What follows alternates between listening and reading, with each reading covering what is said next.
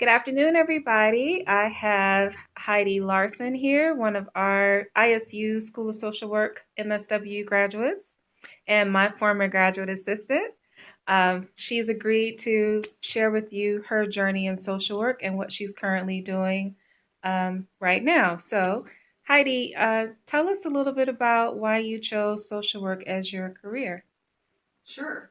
I actually got my undergrad degree in marketing and international business, which seems like light years away from social work when I went back and got my master's.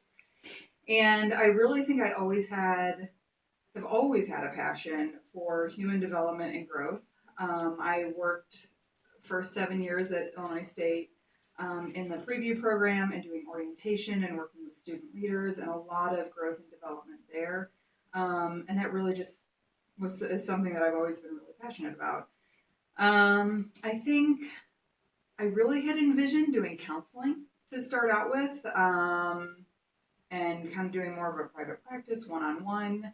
And that's still something that floats around and is still something that might happen out in the future. But after going to school and learning about the breadth that social work has to offer, everything from policy, which was totally not my jam in the beginning, um, to development and child development, things like that. I had a kind of a focus on substance abuse and working in that area too.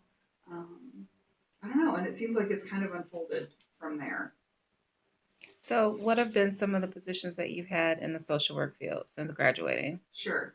Um, Prior to graduating, I did my internship at Heartland Community College in the Student Counseling Center, and I really enjoyed that, doing one-on-one counseling. A lot of different issues, everything from test taking anxiety to depression and some personality disorder kind of things going on. So, had a really broad range of things to work with there. When I completed my MSW, I went to Chestnut Health Systems and did a number of different things there. I primarily worked in the adult chemical dependency unit and did intensive outpatient treatment.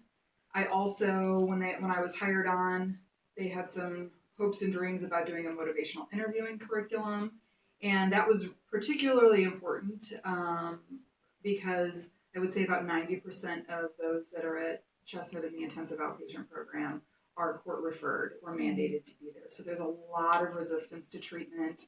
Um, and a lot of complex cases, people who are involved with DCFS in addition to substance abuse and legal things going on. So very complicated situations. And that was probably one of my favorite things that I did when I was at Chestnut was the motivational interviewing curriculum. Really allowed people to kind of move out of I was told I have to come here to this may actually benefit me and I may be able to handle some of the things that I'm struggling with in a different way.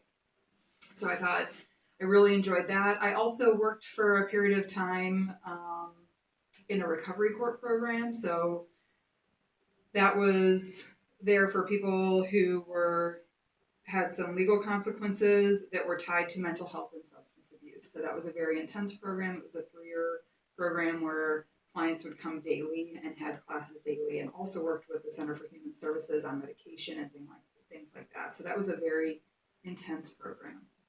And now I'm with Children's Home and Aid and completely switched from working with clients who have had anywhere who are anywhere from 18 to 65, um, and kind of unpacking a lot of the trauma and things that had transpired over their lifetimes, and working from that end and kind of figuring out how to navigate to working on the prevention side.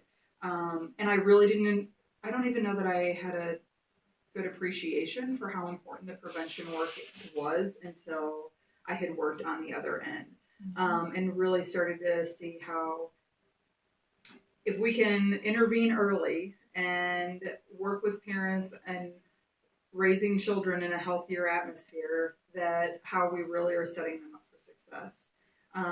So right now I'm supervising um, at Children's Home and Aid the Early Start program, which is for 0 to 3. We also have to do some prenatal work and really supporting teen moms and first time moms, in working with their child and developing a healthy attachment. And we do a lot of assessments looking for developmental delays, possibly hearing, any kind of delays, and really working with other agencies in the community to do early interventions. And just, I've always loved attachment. That was probably one of the first papers in my graduate program that I ever wrote was on attachment.